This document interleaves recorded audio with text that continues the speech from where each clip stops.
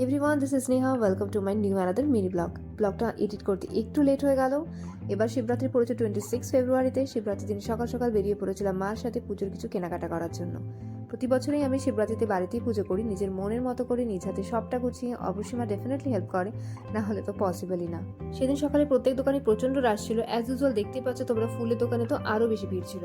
যাবতীয় সব পুজো জিনিসপত্র, ফলমূল এগুলো কেনাকাটার পরে চলে গেছিলাম দশকর্মার দোকানে। ওখান থেকে চলে গেছিলাম গ্রসারির দোকান থেকে একটা জিনিস চোখে পড়লো, যেটা ছোটবেলার কিছু খেলনা জিনিসের ওপরে টমটমার বাসি। ছোটবেলায় হয়তো এই জিনিসগুলো কেনার জন্য কত না কান্নাকাটি করতাম, আর আজকে এই দিনগুলো কতটা পাল্টে গেছে। এরপর ওখান থেকে চলে গেছিলাম মিষ্টির দোকানে। ফটাফট মিষ্টি নিয়ে বাড়িতে চলে গিয়েছিলাম। বাড়িতে একটু ফ্রেশ হয়ে, বাড়ির কাছে যেহেতু মন্দির আছে, একটু মন্দিরে চলে গিয়েছিলাম পুজোর কিছু সামগ্রী দেবার জন্য। এত সুন্দর করে ডেকোরেশন করেছে মন্দিরটা সেদিন, যে দেখে মনটা ভরে উঠছিল। যে কোনো মন্দিরে কিছুটা সময় কাটালে আলাদাই একটা পিস তো পাওয়াই যায়, সাথে একটা পজিটিভ ভাইবসও কাজ করে। মাকেও সঙ্গে নিয়ে গিয়েছিলাম, কিছুটা সময় মন্দিরে কাটিয়ে দেন বাড়ি ব্যাক করছিলাম তাড়াতাড়ি। পুজো যদিও ইভিনিংয়ে রেখেছিলাম, তবুও পুজোর কিছু কাজ তো বাকি ছিলই। পুজোর সবকিছু কেনাকাটা কমপ্লিট। এবার বসে পড়েছি পুজোর সবকিছু ডেকোরেশন করার জন্য। ফুল, বেলপাতা, প্রদীপ, বিভিন্ন রকমের ফল, মিষ্টি, পান সুপুরি, ড্রাই ফ্রুটস, পায়েস, আখের রস, মিষ্টি পান, মোটামুটি যতটুকু পেরেছি মন থেকে আয়োজন করার চেষ্টা করেছি।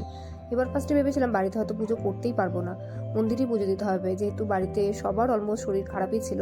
এবার ভোলে বাবা হয়তো চেয়েছেন, তাই হয়তো পুজোটা করতে পেরেছি। এদিকে মা ভোগের খিচুড়ি আর লাবড়া রেডি করে নিয়েছিল।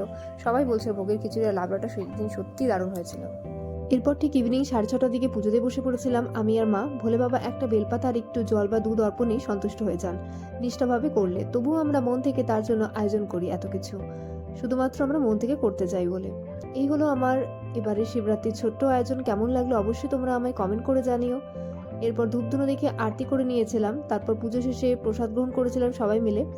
সো আজকের ব্লগটা এই অবধি। নেক্সট কোনো ব্লগে আবার তোমাদের সাথে দেখা হচ্ছে। সবাই ভালো থেকো, সুস্থ থেকো।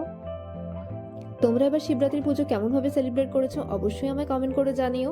আরও নতুন নতুন ভিডিও দেখতে হলে অবশ্যই আমার YouTube channel Neha's food and travel feed daily blog, এই চ্যানেলটা সাবস্ক্রাইব করে দিও।